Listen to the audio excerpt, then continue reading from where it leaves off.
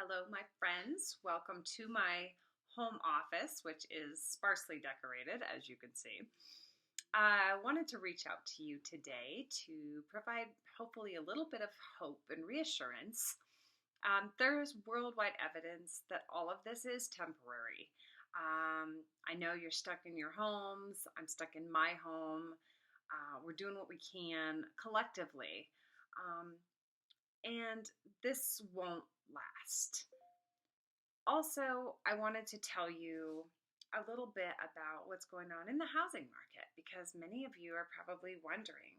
Um, and there's a lot of fear out there, and it's important that we together combat fear as much as possible. There's appropriate fear, and then there's fear that becomes out of proportion, right?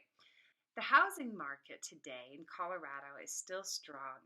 The conditions in 2008 were of homeowners that were overextended on their mortgages, loan sharks giving mortgages to people who couldn't afford it, and the whole housing market crumbled, causing the stock market to crumble also.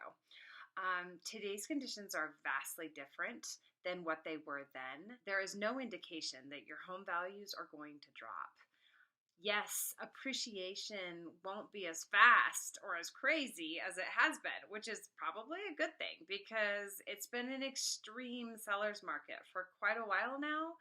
And the fact that it slows down just a little bit is not a bad thing for Colorado.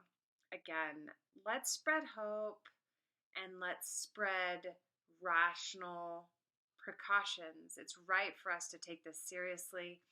It's wrong for us to get swept up in so much fear that we become paralyzed. This is going to end, and housing is going to remain a very strong and secure investment in Colorado.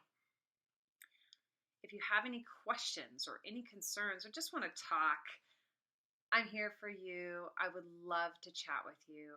Please reach out. I think it's fun to do things in this time that bring us a little happiness, like play a musical instrument or sing.